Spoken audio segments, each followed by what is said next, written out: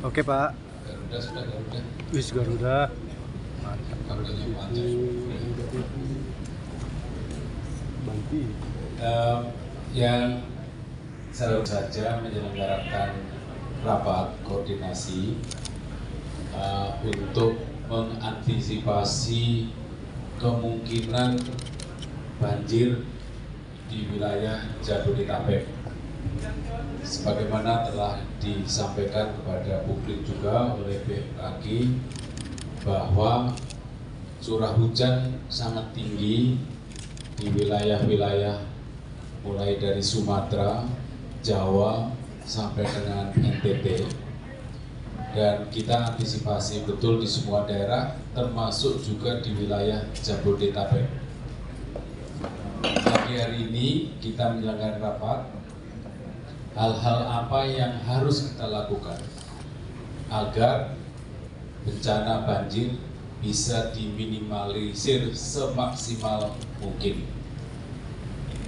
Pertama, akan dilanjutkan terus modifikasi cuaca, baik yang dilakukan oleh BNPB bersama dengan BMKG maupun juga oleh pemerintah provinsi, terutama oleh Pemprov DKI.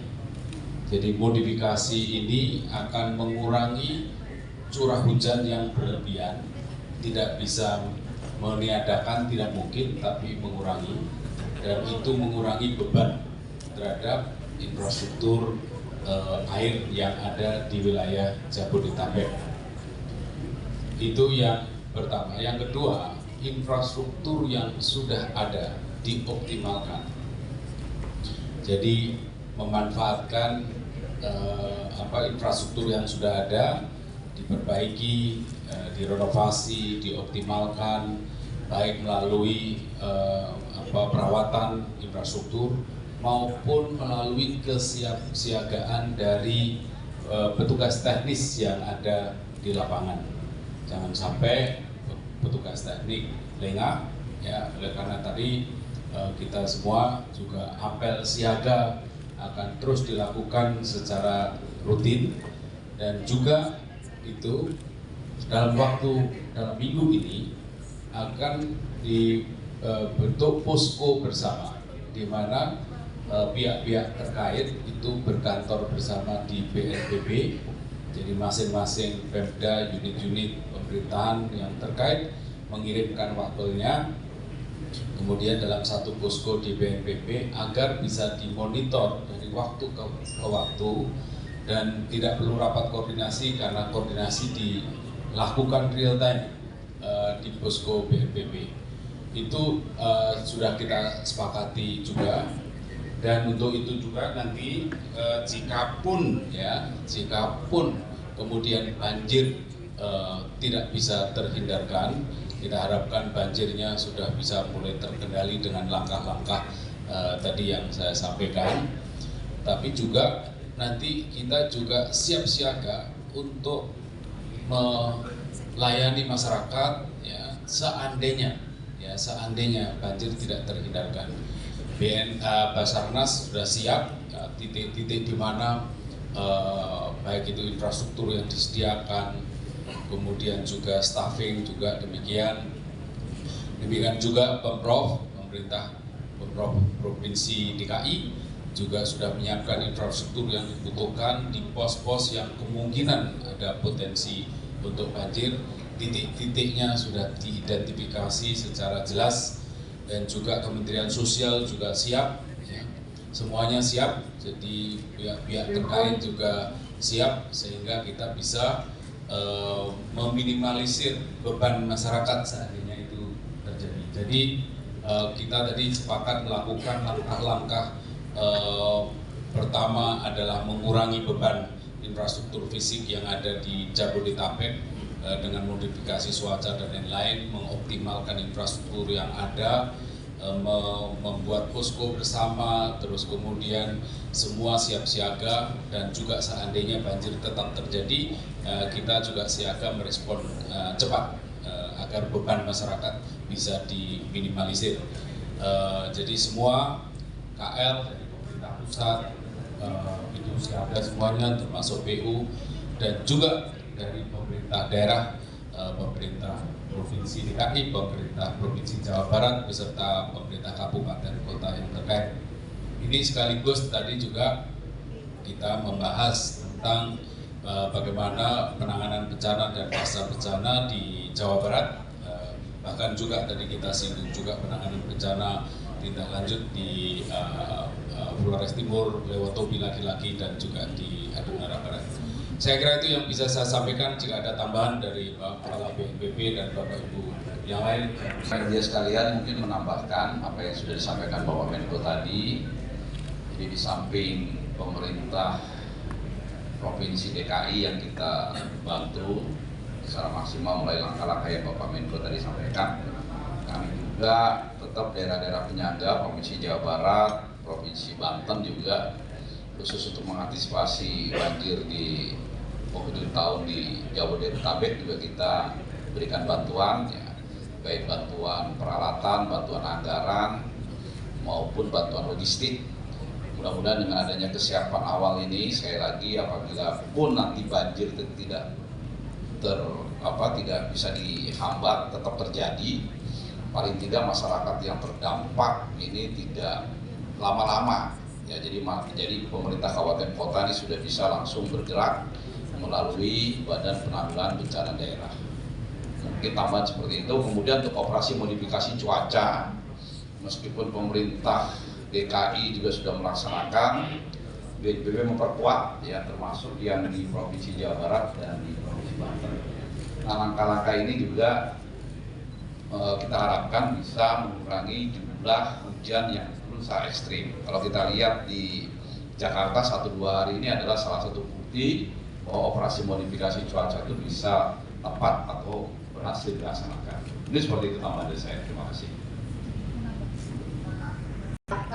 Tetap terus memonitor perkembangan informasi cuaca yang sangat dinamis, cepat berubah dari BMKG melalui berbagai kanal, terutama melalui aplikasi mobile phone atau laman BMKG atau sosial media atau YouTube dan sebagainya. Karena perkembangannya ini perlu untuk selalu dipantau guna keselamatan kita bersama. Dan yang terakhir, kami BMKG bersama BNPB akan terus berupaya dengan modifikasi cuaca, namun jangan khawatir akan membanjiri wilayah lain. Karena sesungguhnya yang dimodifikasi itu adalah awan-awan yang masih di laut yang belum sempat masuk ke daratan. Jadi demikian, terima kasih. Terima kasih.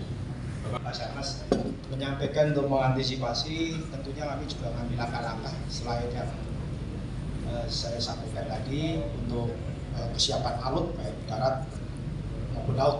Kita minggu ini juga melaksanakan simulasi terkait dengan kondisi dalam rangka mengantisipasi bencana hidrometeorologi. Dan juga titiknya ada di wilayah Jakarta dan juga di wilayah Bekasi. Tentunya ini menjadikan satu edukasi bagi masyarakat dan dari kami sendiri untuk bisa memberikan respon informasi cepat di standby call di 115.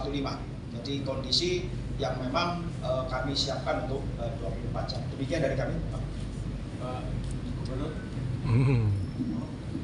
Baik, terima kasih. Kami dari pemerintah Provinsi DKI Jakarta pada prinsipnya sudah melakukan mitigasi terkait antisipasi banjir pada musim penghujan, utamanya pada cuaca ekstrim ini.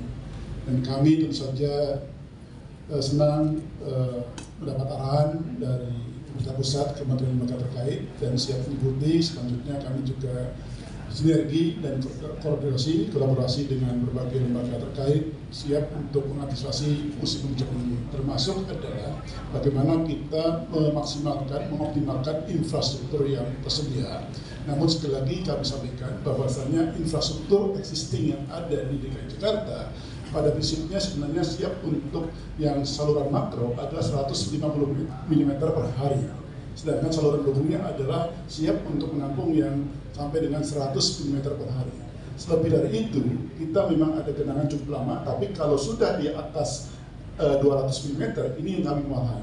Nah, oleh karena itulah kami kemudian bersama-sama dengan BMKG, dengan BNPB melakukan modifikasi cuaca sebagaimana yang sudah kami lakukan pada tanggal 7, 8, 9 dan insya Allah akan kami lakukan secara bertahap sampai dengan awal tahun 2025.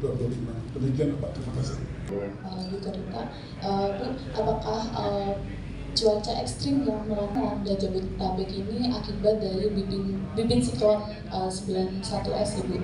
Mungkin bisa dijelaskan. Kemudian apakah sebelumnya kan BMKG sudah memberikan peringatan ini, berapa persen akan menurunkan curah hujan di Jabodetabek? Mungkin itu saja.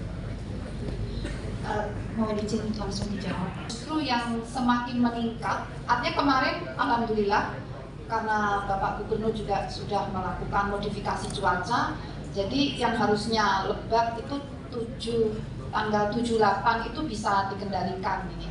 Nah ini akan berlanjut tanggal 15 terutama yang perlu diwaspadai. Menjelang tanggal 15 itu akan meningkat secara bertahap dan kemudian ya puncaknya itu sekitar tanggal 15 bisa mencapai 100 mm per hari hujannya, sehingga perlu diwaspadai. Kemudian penyebabnya antara lain bukan satu-satunya, terutama adalah bibit siklon tadi. Ada dua sistem yang saling bersinergi. Selain faktor-faktor yang lain, terutama La Nina ini menjelang puncak musim hujan yang diperkuat dengan efek La Nina lemah. Kemudian juga Madden-Julian Oscillation yang gerombolan awan-awan dari arah Samudra Hindia Barat Indonesia itu, jadi kombinasi seperti itu.